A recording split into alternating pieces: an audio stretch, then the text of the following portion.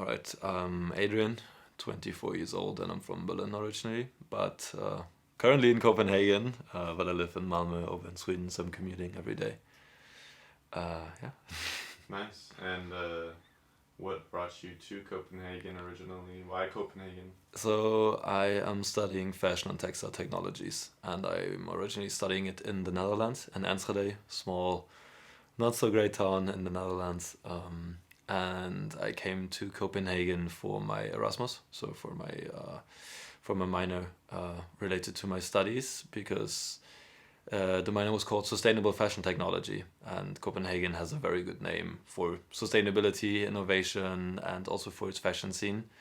So I thought maybe that's a good fit for me, since I'm very fed up with a lot of the stuff that is happening in the industry. I think it's a very base capitalistic industry with a lot of downfalls and a lot of humans interacting in a way that is yeah, not bearable at all. So I thought maybe I can get a bit of a new and different perspective here.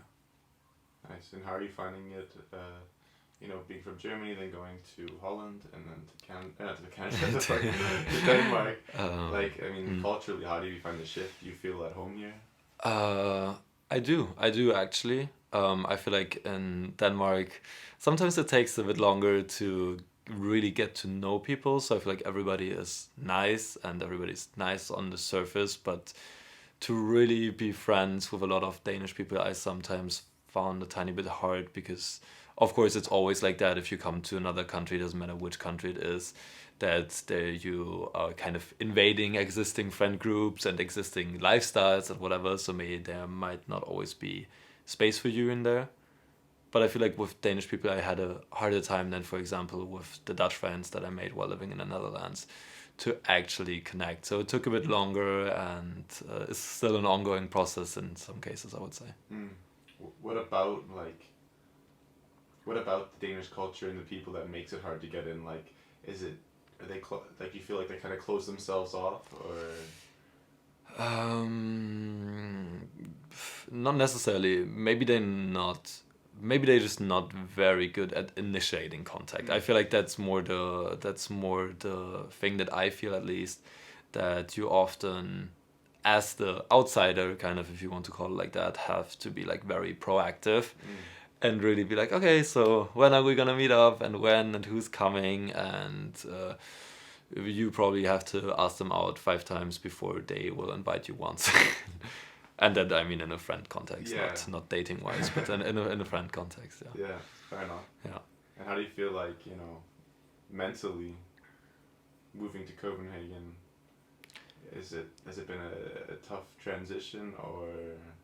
I feel like in the beginning it was honestly great. I came out of a relationship that towards the end it got a bit wasn't the most productive anymore, and there was a lot of fighting and a lot of negativity from both sides, and the dynamic just didn't work anymore. So coming to Denmark in the first place, also coming here while all the COVID related rules were being lifted, and all of a sudden experiencing life as I perceived it as being normal before the whole pandemic situation, and being out of this relationship felt very freeing and very, very good and very beautiful.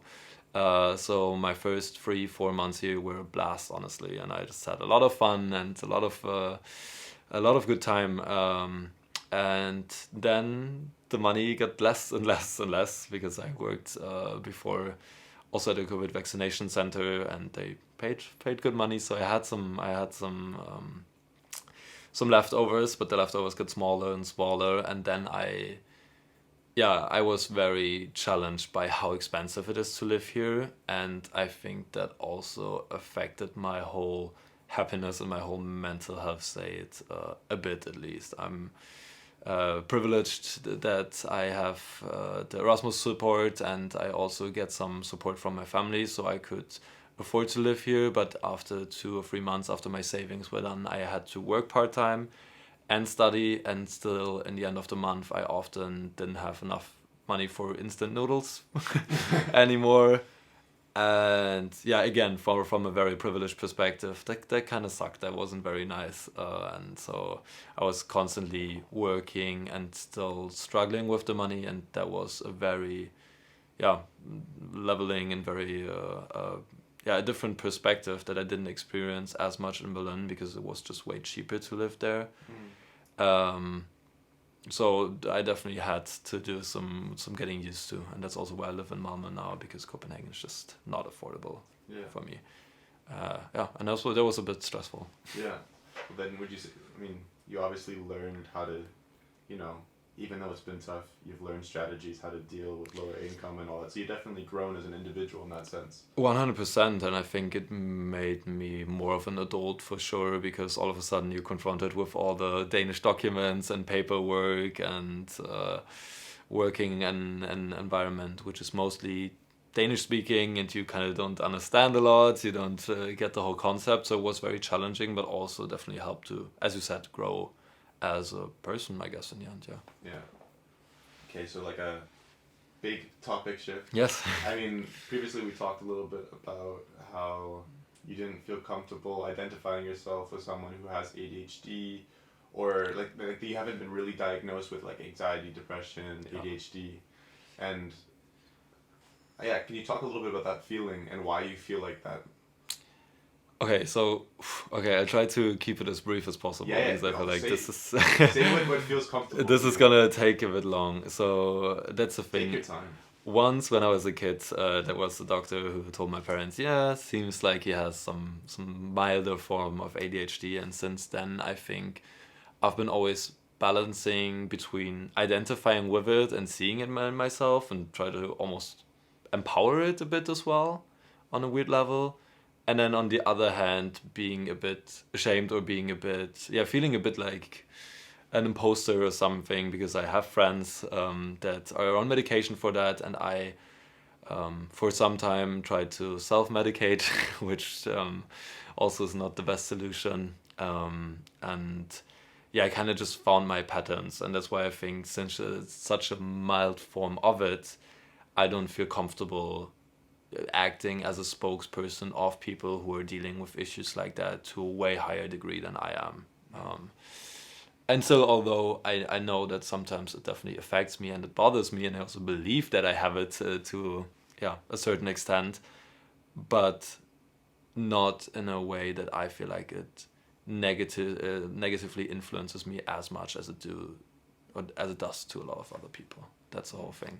And I think the same can be said for anxiety or depression, because I've been definitely feeling states that I personally would identify as feeling very anxious. And for example, being at concerts and feeling like, fuck, okay, I really feel like I can't breathe and I can't get any air right now, and I feel like cold and hot and sweaty and shitty and just I'm panicking out of nowhere. Still, I wouldn't say that I'm per se somebody who's suffering under anxiety a lot. And my biggest problem, I think, with this whole claiming of that is, since I've never been diagnosed with anything of that, so I don't want to claim it if I don't know for sure. And that I actually talked to a professor who I was talking to and surrounding my research for my bachelor thesis, which I'm currently preparing. And she was a psychologist herself and is now teaching, especially for PhD and master students. And she talked about that a lot. And she talked about the whole thing of mental health awareness on the one hand, but also kind of a trend that she sees, that people, for example, go to social media a lot, spend a lot of time on TikTok and Instagram, and a lot of people there are almost, as she said, promoting mental health conditions in a way of, oh, I can't leave the house without checking my door 3 times if it's really locked. Because you do that doesn't necessarily mean you have OCD, for example. That's kind of the comparisons she made. And that she said that she thinks for a lot of people who are actually dealing, for example, with OCD, or she mentioned that so many people on Tourette, on TikTok say that they had Tourette, for example, that she was like, yeah, since so many people are claiming it and so many people are claiming it, maybe without having it diagnosed or whatever, like falsely claiming it. She says that it's a very negative development, kind of, because more and more people start to just, since we spend so much time on social media, to think about that the whole time, reflect it, mirror it, ruminate around it, and that she sees that as a super negative trend. So I want to not enhance this. And on the other side, I think it's super fucking important to talk about mental health and be aware that talking about it and acknowledging your feelings is 100% valid. Doesn't matter if you're just not feeling good for a period of time, or if you have a diagnosed condition. Mm-hmm. No, that's very, yeah, there's a lot of truth in that. And I think it's also important to recognize that, like, although you may not be identified, regardless of what's going on, it is mental health in some aspect. Yes. So if you're feeling, like you said, anxious for whatever reason, doesn't maybe mean that you are, you need anxiety medication, because people it's fight or flight, but just respecting yourself, and like for you should feel comfortable talking about it without feeling like you're not valid enough because you weren't diagnosed. Like, you should be able to talk about it regardless. That's exactly my main point of this whole thing, that I, on one hand, just as I said, don't want to falsely claim anything I may or may not have. And on the other hand, still want to encourage people to actually talk about it, because I know for me personally that it always helps me a lot. I'm super, super grateful that I have great surroundings, great friends, great family, and people around me that I can actually talk to about those topics without feeling overly judged or negative about it, and I can open up about that. And I think that's, as you said, doesn't matter. It's just a crucial first step. 100%. So then, if you could give a piece of advice based on your experiences, of course, none of us are psychologists, but through your own personal trials and tribulations, what would you say to someone if you could help one person through your words? What would it be? We talked about that before, right? And my basic instinct is always to say, first of all, it's going to be better, and after the rain comes the sun and all of that stuff, because that is super fucking cliche. And yes, for some people it might not work without also getting professional help, also getting medication and whatever. But there's a very, very, very high chance you will actually feel better eventually. First of all, I think that's important to acknowledge. But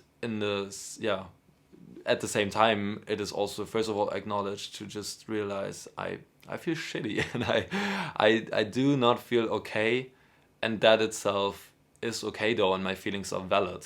That is the first thing I think I would recommend. Validating your own feelings and your own emotions, and saying it sucks, but it's okay that I feel that way, and that doesn't make me a bad person or anything. Other people cannot love or anything like that, because I feel like that is something that I've definitely felt in the past. If I felt in those type of emotions or those type of periods, that I always had a hard time also coming to peace with me not feeling very peaceful at the moment. And then the second big advice is just, after acknowledging your feelings, find people you trust and find people you can talk about it. And if you have friends or family or colleagues that can do that, fantastic. If not, try to reach out for professional help, or do both at the same time. It won't hurt anybody to ever get professional help. And the biggest reason, for example, I didn't never rely on that yet, is just because, of course, the waiting times for a lot of people are insane, even in Europe, where we have the most practicing psychologists, like worldwide, if I'm not mistaken, like statistic wise. But it's still hard to get treatment.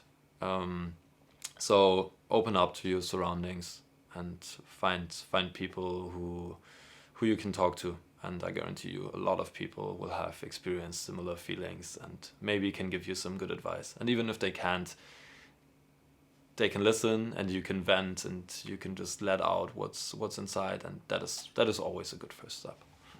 Yeah. Incredible. Well, thank you so much.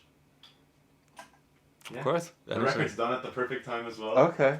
Incredible. Anything else you want to ask or anything? No, is there anything that's on your chest that you want to get off, or what? I mean, you've given pure gold so far, amazing perspectives. Nah, we've not really. I mean, we're honestly, that's the thing. It sounds so cliche, but we literally are in this together. Like, we all go through shit. And maybe one piece of advice, I sound like a mom at the moment, and I apologize for that. But yes, on one hand, it's gonna be better, and on the other hand, we all go through shit. So be nice to each other. Yeah. Treat each other kindly, and before you always, because for example, I'm a very reactive personality, I would say. I easily respond to my surroundings. So if I get negativity, high chance that on a bad day you will get negativity back. If I get positive input, very high chance I'm going to be the happiest and most supportive person in the room. But I experience for myself that also can be a bit unfair, and that it's also nice or good for your surroundings if you don't reflect and mirror everything you experience, but you also give other room to, for example, feel shitty. So without showing any negative emotions. So next time somebody isn't looking the right way and runs into you on the train or whatever, don't be too pissed about it, but maybe say, okay, whatever. Like, nobody's hurt, and they probably have a lot of shit going on as well. So just be considerate of other people and yourself in the first place as well, of course. Incredible. Yeah. But more I don't have to say, I think. That's beautiful advice. Thank you, man. Sure. It's nice to talk to you. Yeah, likewise. Always a pleasure.